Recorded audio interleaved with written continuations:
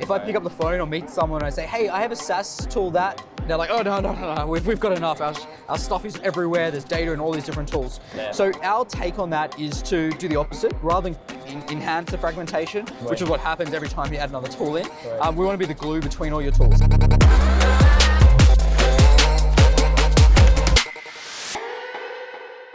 Darren, thank you for coming out, connecting with us again. So we're at Collision, right? You're building your startup and you're kind of now getting into the gear of things. Before we get into what Hugo is and how those things happen, give me an idea of like how technology has brought you to like this space, to be sitting here now and having this conversation. Yeah, absolutely. I'm Australian, as you can hear, based in San Francisco now, and I was actually a lawyer before. I worked in corporate law for 4 years, and there was so many pain points and frustrations every day that was so easily solved from my perspective, just being a Gen Y savvy guy who wanted to solve these problems, and then working in industry like the legal industry, you realize that people don't understand it. It seems so inaccessible, down to really simple things that we do every day as people in tech. The rest of the world and the rest of the industry don't have access to. So I, had that entrepreneurial bug, and I'm like, we need to fix this. So grabbed my strongest pain, which I'll talk about in a minute, and flew over to SF, one-way ticket, and built Hugos. So you just dropped everything and let's go do it, right? Yeah, exactly. Forget this. And that's a good point to bring up too, right? So let's talk about the fear factor in that, because a lot of entrepreneurs who are building things, especially in the tech space, it's either do or die. It's like the moment that you hesitate, somebody else is going to come out with something. Totally. So to take that jump and that leap, going just in this to San Francisco to kind of say, let's start this. Tell me a little bit about that. Yeah, I mean, it's so funny, right? Because I'm this like risk-averse lawyer throwing away a career to go and say, I need to solve this. It's funny. Someone said something interesting to me once. Building something at home, right? So amongst your friends and family and school friends, you're kind of more worried. Comfort zone. It's like singing in the shower. Like I'm the worst singer. You'd never see me singing in a group, but in the shower, man, I'm a rock star. That's how I felt. So I need to get away from that. I need to get into this melting pot where everyone's doing the same thing, where making a shit ton of mistakes is completely normal, and figuring it out on the fly. And that for me was San Francisco. So that's why I got over there. That's awesome. So with that leap, I'm guessing in yourself innately you knew that I was always meant to be an entrepreneur, to kind of build something for myself, right? Oh yeah. So that's good. So let's talk about the thing that you're building. Let's talk about Hugo. Tell us about it. Yeah, sure. Well, basically, we're in the meeting space, and this comes from the fact that we spend a fortune of time in meetings, and the way we work is changing. You think about an average organization, 128 SaaS tools, like in a normal business, more than 90% of them just serve a single department. Your CRM serves sales, and your HRIS serves HR, and it goes on and on. At the same time, we're working more remotely. There's something crazy like 75% of millennial managers have most of their workforce remote. So that's the way we work. And there's this huge disconnect between how we meet and how we work. We're working using all these tools in a completely remote way, but then we're expected to spend hours every day sitting opposite each other and talking to get stuff done. So with Hugo, we solve this through building connected meeting note software. So searchable centralized meeting notes connected to all your favorite apps. So we just take something we're all doing, jotting those notes down after the meeting or during the meeting, and we make them shareable with other people who weren't in the room via email, via Slack and the like, and actionable by connecting to 20 different tools. So as we're having a conversation and I think of, you mentioned a bug in the app, I'll send that straight through to engineering as a Jira ticket. A great marketing idea, that'll go to Asana, I'll sync with my CRM. The whole business is all of a sudden connected to our meetings.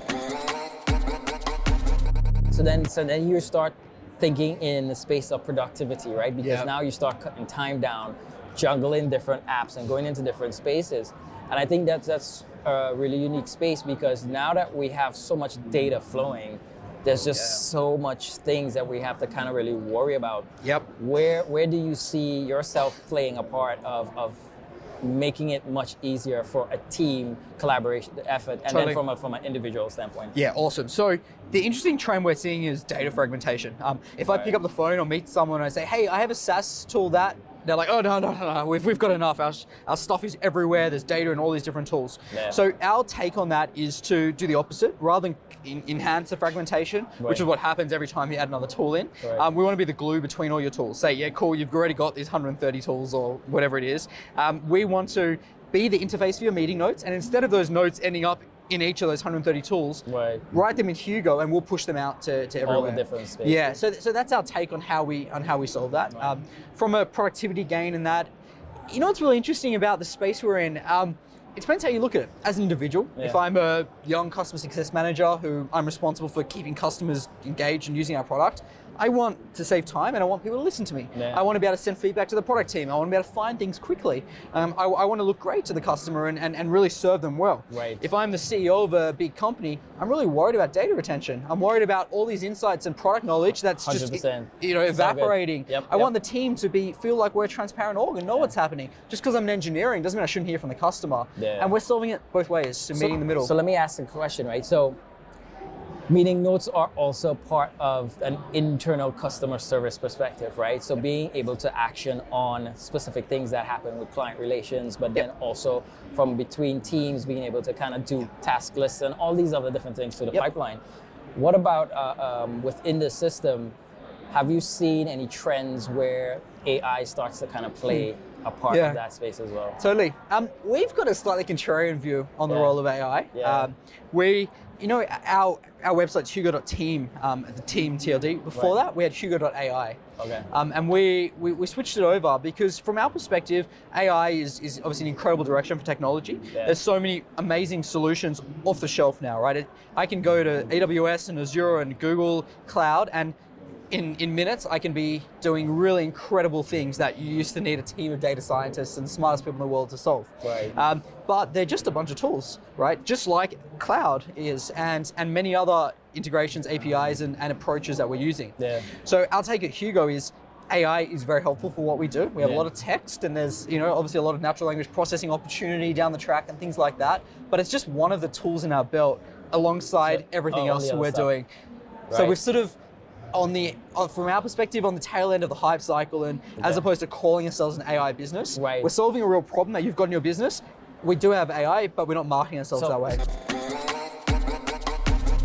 So let's talk about the future of Hugo, the future of where you see the technology of productivity happening, and looking at it also. So I'm a big advocate for voice, right? So I believe in the next couple of years, the way that we interface with computers and a lot of different things is through voice. So where do you see that, and how does Hugo play in that space? So we're experimenting and looking at that a lot.